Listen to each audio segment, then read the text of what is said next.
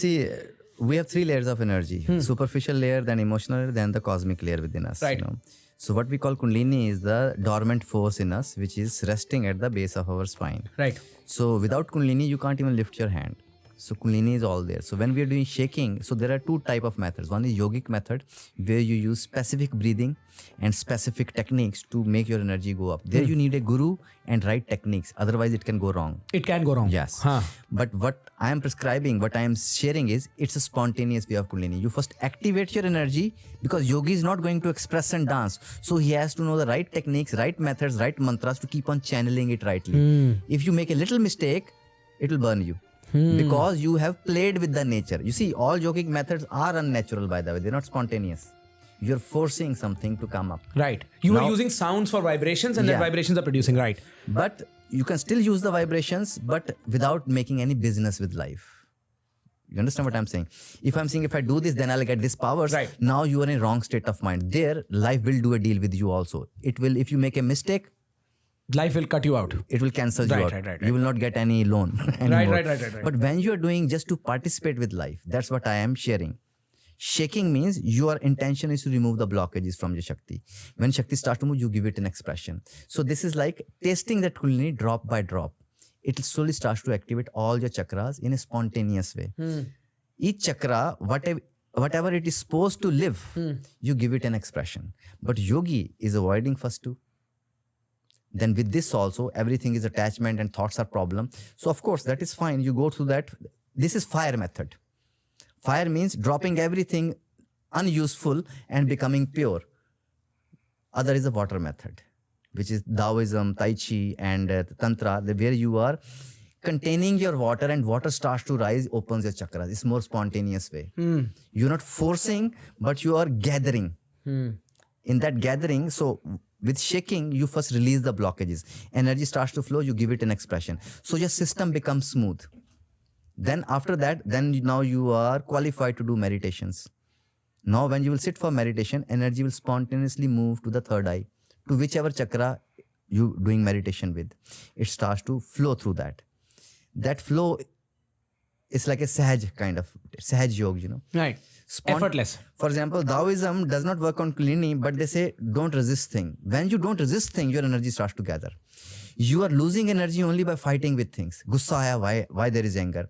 Why there is this? Why there is thought? If thought is there, you don't say anything. You say, okay.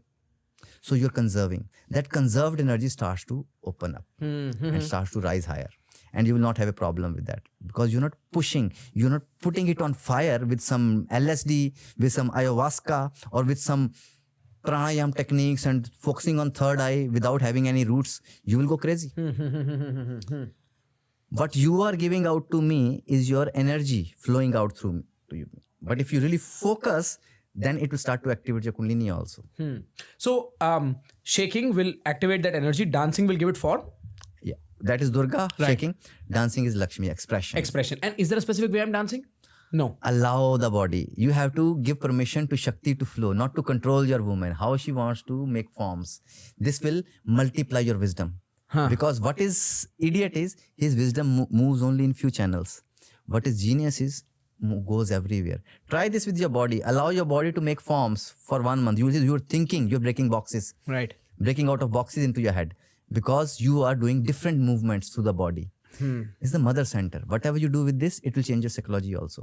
I have a friend, a very close friend actually, very spiritually inclined in certain ways. And he had a moment, I think about 3 or 4 years ago, he mentions there was this one moment he was dancing and suddenly he either decided to, or it spontaneously, he lost control of his body. And since then, he spontaneously gets into a dance, which is very weird to look at. It does not look like any dance anywhere in the world. But it is so natural and flowy that there is a grace to it that you cannot ignore. I have seen people walk across halls to say, how are you doing this? And he doesn't truly understand and he calls it his flow. He says, this is my flow, and it unlocked one day. In Tantra, they call it Mahamudra. He has somehow tapped into the cosmic movement within. He's very effortless in his way of being as well. Because it's moving effortlessly. And if you allow, that's the whole point of Kundalini and dancing. A point will come when you realize amazing things are coming out of you.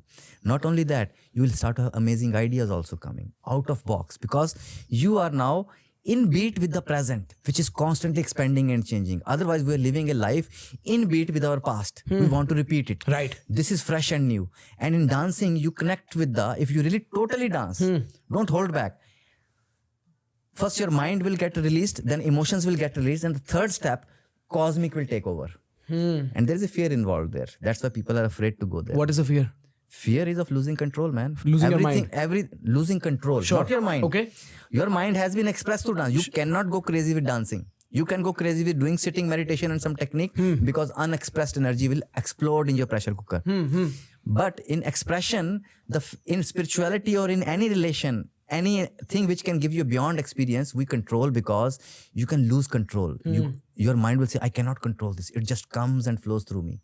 And mind wants to control it, make it a commodity to use. Right. Make it a box. Yeah. I can identify this, right? And that's what surrender means. I leave it to you. This Right. is the actual experience. It gives you a choice. Here I am. Can you let go?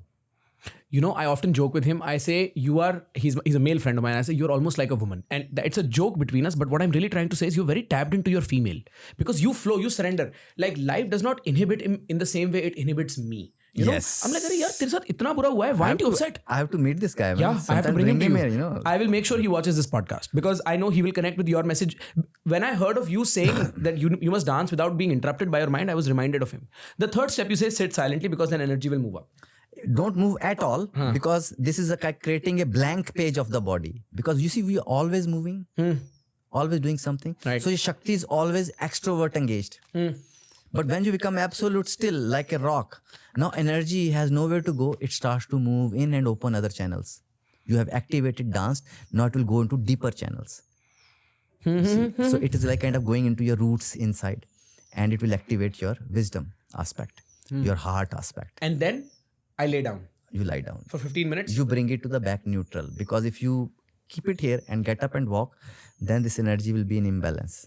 So it's a complete circle. You start with Om, sing your song, and come back to Om.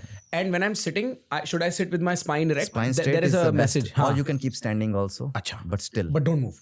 don't move. At Because all. there you are allowing your Shakti now to move in. Sure.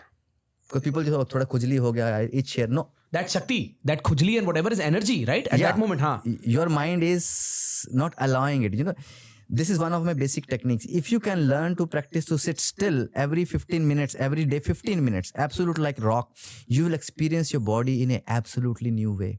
You will feel such a power. And after sitting half an hour absolutely still, you will notice your movement has a charisma because your energy gathered. Now, whatever you do, it has a power. Very interesting. Have you seen Osho entering the Buddha hall? Yeah. That charisma is gathered energy. It's a energy moving. We are leaking. We are flagging behind the things. But once you, in martial arts also this happens, when you're sitting still and gathering energy, then your movement is so powerful, your gathered energy. And that gathered energy brings prosperity, brings love, brings new ideas, brings wisdom. We are thinking intellectual knowledge will do that. That is a fallacy. That is a male controlled. As you said, your friend becomes feminine. He's in the hand of Durga now. He has to allow it. It's a very interesting transition because I've seen him before this happened and he was like any of us, very regular. After that, everything from the way he keeps his hair to the way he dresses to the way he behaves completely changed into a very feminine domain, right? He's blessed, man. He's blessed. In some ways, I've always thought so. You see, spiritual, you cannot categorize, you see. कि किताबों में ऐसा लिखा है. It is always unique to each individual. It takes years to recognize that enlightenment has happened. Because it's none of the things. Yeah, it's not extraordinary in any way. It is you have become, you will not even know you have changed. Right. You know, so that's how it works. And this is the goal, man. For example, there was a Russian dancer. He died crazy at young age. You know, he was a ballet dancer, Nijinsky. He would dance, he would take a jump. Humanly impossible. Not only that, he would come down slow. And those Russian Catholic mind or whatever, they thought devil takes over. And he was also living in turmoil. And he kind of died young. In India, he would be worshipped. Ki Guruji. Right. Hanuman ji aa gaye andar. Right. That's the truth. You lose gravity. When you are in absolute state of energy and joy, gravity stops working on you. You are now pure energy floating. How do you think Hanuman flew? Took flight. Yeah, right. Because no more gravity pulling you. Desire and everything is your gravity. Some monks rise because your energy is now powerful. Grace is pulling you up. So there is a whole tantric method of Mahamudra, in which you stand and allow your body to make forms. And then there is other methods for it. It's simple. Point is, a point comes in this movement, like in Tai Chi, masters just stand and allow their body to move. This is allowing the cosmic movement to flow through you. We always translate the cosmic energy into emotional or mental energy. We never keep it primal as it wants to flow. That is the pure power and pure genius in us. And that is out of society. No society can control.